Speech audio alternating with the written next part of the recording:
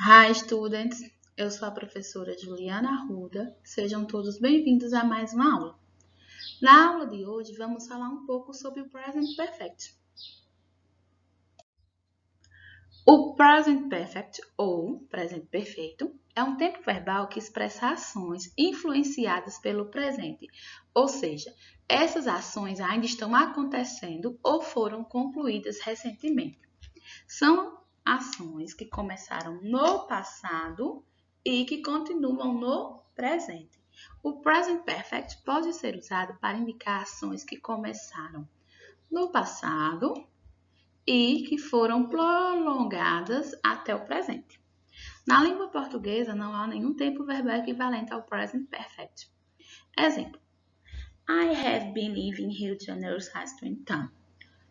Estou morando no Rio de Janeiro desde 2010. Aqui nós temos a conjugação do verbo has e have, que significa ter. Has e have são flexões da forma afirmativa do verbo to have, no tempo verbal simple present. Pode ser usado nas sentenças tanto como o verbo principal ou como um auxiliar, dependendo do contexto da oração. Na língua inglesa, existe uma regra básica para os tempos verbais quanto aos pronomes.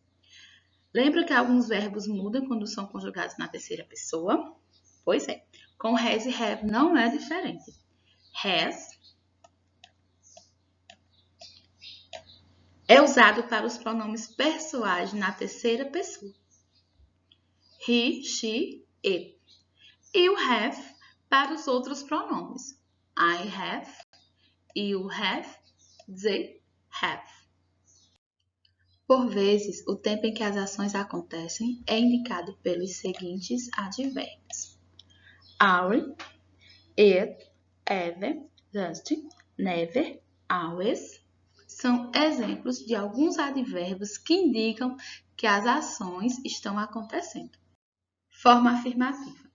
Para construir frases afirmativas, utiliza-se a seguinte estrutura. Primeiro, você vai usar o sujeito. Dependendo do sujeito que será usado na oração, você vai fazer a utilização do verbo to have, no caso has ou have, dependendo do sujeito que foi usado, mais o verbo principal, no particípio passado, mais o complemento.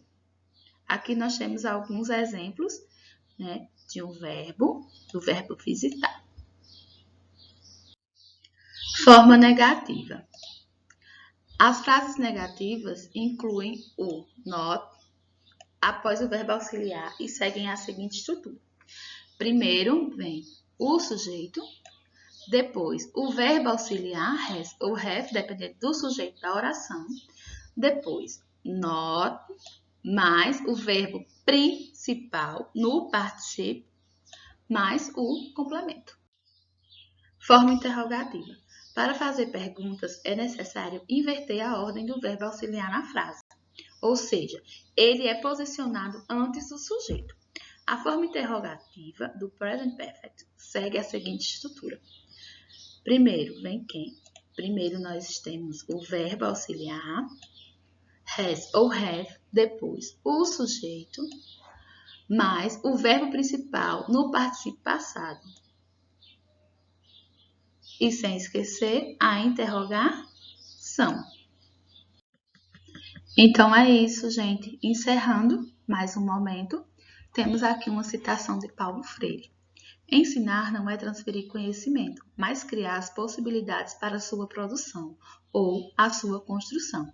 Quem ensina, aprende ao ensinar, e quem aprende, ensina ao aprender. Thank you!